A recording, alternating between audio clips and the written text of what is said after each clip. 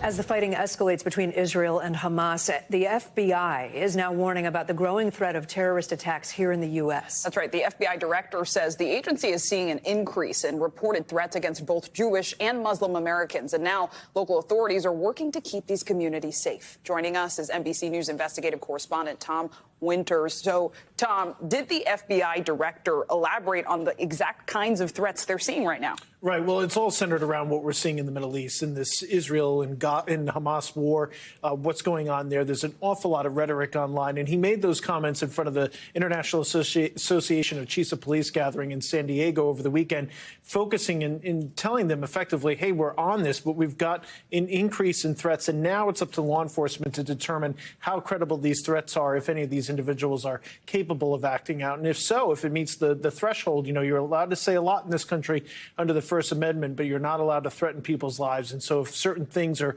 triggered, then they're able to make an arrest. Or if you're supporting Hamas materially with funding, financing, or trying to help them out in any way, they're a designated foreign terrorist organization. You could end up in handcuffs. So that's what the FBI appears to be focused on. I know the FBI director also mentioned what we would consider lone wolves, right? Like single actors acting on their own, which I imagine is very difficult to monitor or stop. Very difficult, if not impossible, because basically it's somebody who is either consuming all sorts of online rhetoric or media and makes a decision that they want to act out in some way for their cause or against a cause, and they may not post anything online. They may not tell anybody they're going to do what they're going to do. They may not even purchase a gun. And so, yes, those are the most difficult things to stop, and that's why you're seeing this visible police presence outside of here in New York City, for example, synagogues and mosques and other public areas of gathering, just to make sure people understand that if you do try to show up there and do something, you're going to be met with force. You're going to be met with a uniformed officer. So that's what they're focused on. Tom Winter, thank you so much. Obviously, the concern here in this country, the deadly terror attacks in Israel, highlighting concerns about national security threats through the southern border here in the U.S. And the record number of people on the terror watch list stopped there bear that out. Bill Malugin, he's been down there for a long time. He's now reporting again live in Brownsville, Texas.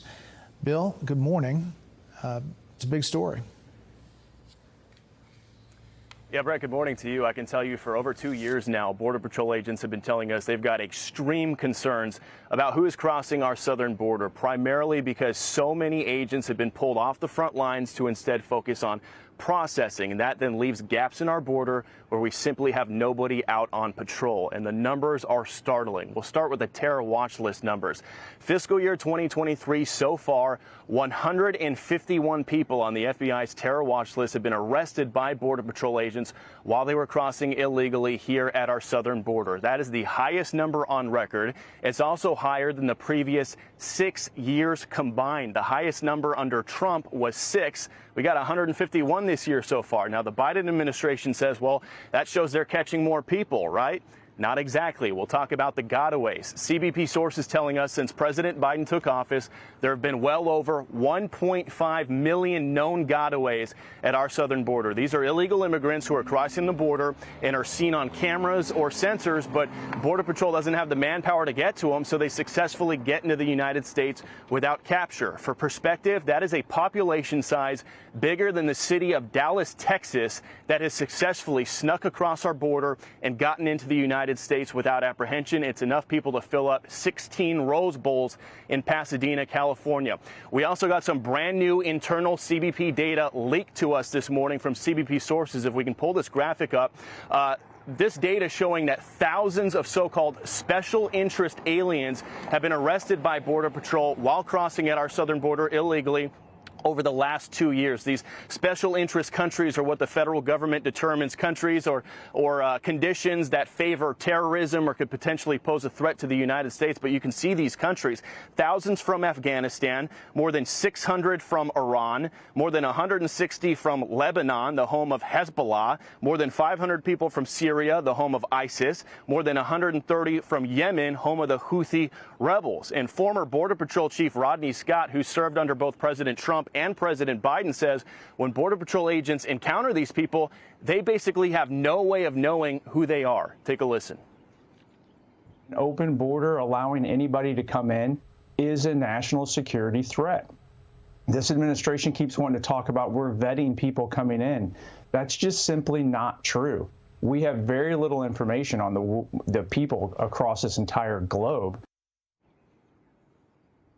And to elaborate on that point, Border Patrol sources tell us that they simply have little to zero way of vetting these people from these so-called special interest countries. I'm told unless they've got a criminal record in the United States already or they're on some sort of federal watch list, there's no way for Border Patrol to find out about any possible criminal record. That's because these home countries that they're coming from, mostly in the Middle East, they don't share their records or their data with the United States. So when Border Patrol agents run their names or try to run their fingerprints, there's literally nothing there for them to compare it to. So obviously major security concerns down here at our southern border, especially with what's happening in Israel right now. Brett, we'll send it back to you. Those numbers are staggering. The numbers especially of those countries where obviously suspected terrorists have come from before.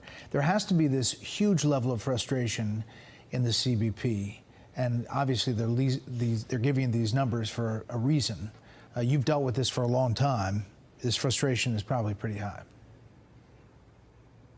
It is, and their morale is in the toilet. And again, a lot of these Border Patrol agents tell us they feel like they've been turned into social workers. They sign up for this job to patrol the front lines of the United States, go after the bad guys, go after the drug smugglers, go after the criminals and the cartels. Instead, many of them feel like they're paper pushers now, basically a welcome concierge, driving migrants around, dropping them off at centers, filling out paperwork. And again, they're off the front lines. And Border Patrol leadership has expressed frustration about this, that they want to have their agents out there patrolling to go after the bad guys. But when they get these huge groups of thousands of people crossing at once that the cartels are pushing across, it sucks up all their resources. And again, it leaves gaps in the border completely unpatrolled. That's where the national security threat comes in. And you hit the nail on the head, Brett. There is massive frustration within Border Patrol and with CBP. And thanks to these sources we have, they're able to get us these numbers and kind of put all this into perspective for us. Bill Maluzhin, that's great reporting along the border. Bill, thanks. This is a crisis that America's got to show up. Biden administration has been asleep at the wheel, doing the wrong thing, and we all have to understand this is dangerous. Our border's open. The same thing could happen here. Let's get active. Let's figure this out.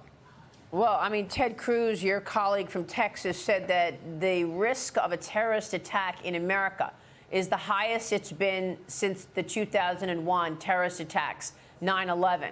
Your thoughts? Absolutely. I mean, we have a completely open border. We know there's people on the terrorist watch list that have come across we've caught. How many haven't we caught? So, I mean, and by the way, these people that are supporting Hamas, baby killers in this country, right? I mean, that is wrong. It's against the law to provide financial support to Hamas. I hope anybody that supports Hamas is held accountable. But you're right. I mean, we have got to understand, we have got an open border. We have a significant risk of a terror attack right here in our country.